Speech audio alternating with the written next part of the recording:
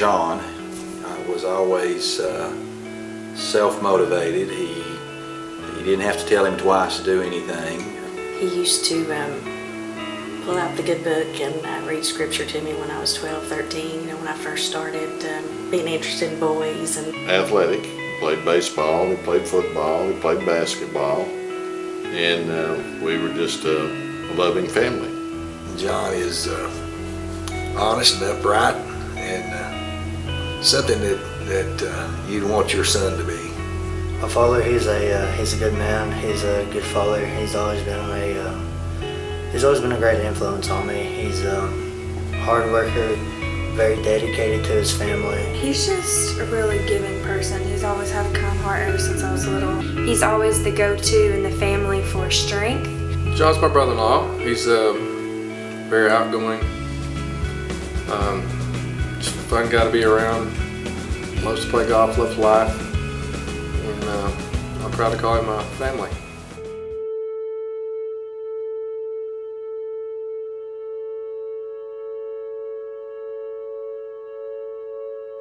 So it was February 21st, it was Fat Tuesday. he had told his secretary that he was going to go on and go home for the day, that he wasn't feeling well.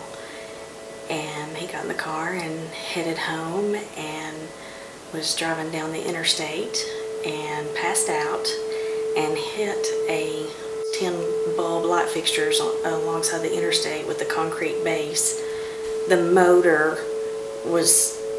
had pushed the console up to where your armrest was. I mean, the engine was in the compartment. And The car was a larger Lexus, probably early 2000 model, large sedan. The driver's side door was off the vehicle.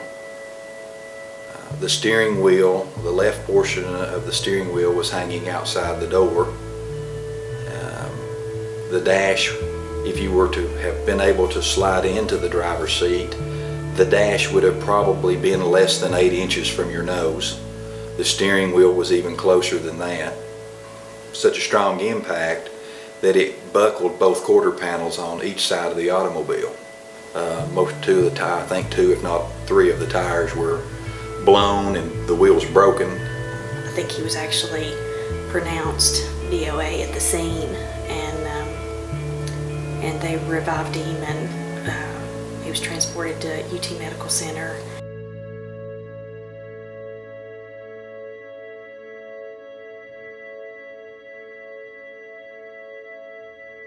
Made my way down to the ER, and when I got to the desk, I had my badge on, and the receptionist saw me, and she asked if I could go back and see John Sharp. And the look on her face, she said, "Honey, he's a full alert right now." And I looked at my sister and I was like, "Full alert? What is that?" And she shook her head, and I said, "I need to get back there to see my husband now. He's been in an accident and he's asking for me.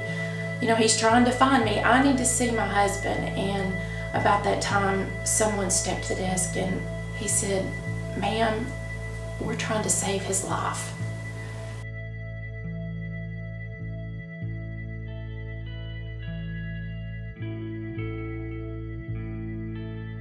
They did keep us very informed in the emergency room, but what they were telling us, I knew what it meant, and it was very frightening. John required a lot of blood. It was like 21 units at the time, and they had apparently put a chest tube in, and he continued to bleed.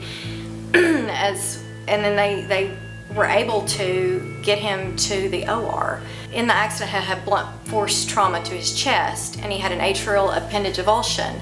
So basically, the vessel on the back of his heart had ripped open and off of the heart, so he was bleeding into his chest. He also had an injury to his face. He broke the orbit on the left side of his face. He had a small fracture of his pelvis, pretty much shattered his ankle. The trauma team was amazing. The time he got there was around 3:30, close to 4 o'clock, and they still had just a full staff. They had this incredible trauma team that held his heart in their hand. The nursing staff was incredible. I mean, I can't sit here and say enough about that, especially those first few hours. They were quite accommodating. They showed empathy and concern. I was so proud of the staff because not only did we get this incredible level of medical care, but they were so attentive to what we needed just as family. You know, Dr. Lawson was amazing, Dr. Gaines was amazing, anesthesiology, they were heroic, and all the things that were coming out of there. How blessed were we? How blessed were we?